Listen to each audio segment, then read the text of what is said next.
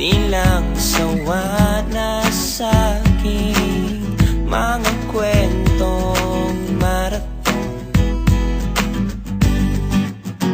tungkol sa'yo at sa ligayang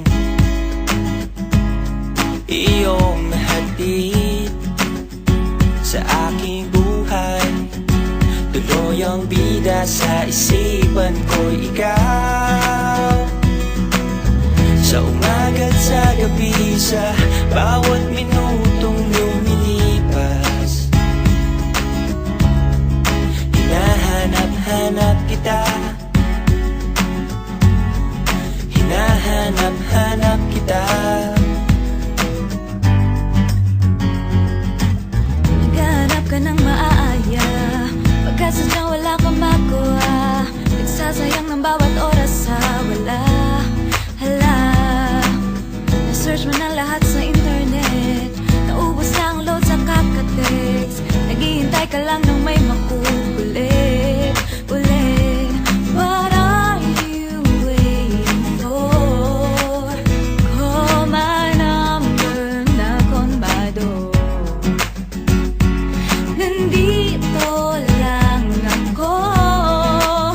How I wish you let me know.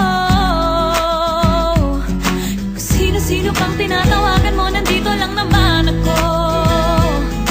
At kung saan-saan ka pa naghahanap, nandito lang naman ako.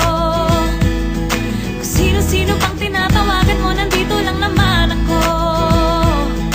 At kung saan-saan ka pa naghahanap, nandito lang naman ako. Ako na lang sana. Pagising sa umaga, text mo ang aking hanap. Lasing sa pag-ibig at ikaw ang aking alak. Parang mali, di ko alam kung tama ba ako. Ang alak yata ay ako, laks ng tama ko sa'yo. Isang patak lasing agad sapagkat ikaw hindi pong walang bisyong kinaaadikan ng lahat. Perpektong halimbawa ng dalagong Pilipina, Maria Clara, sa wakas ikaw na ay aking nakita. Ilang nakita, nakilala pa. Salamat sa payphone, nakasama ka.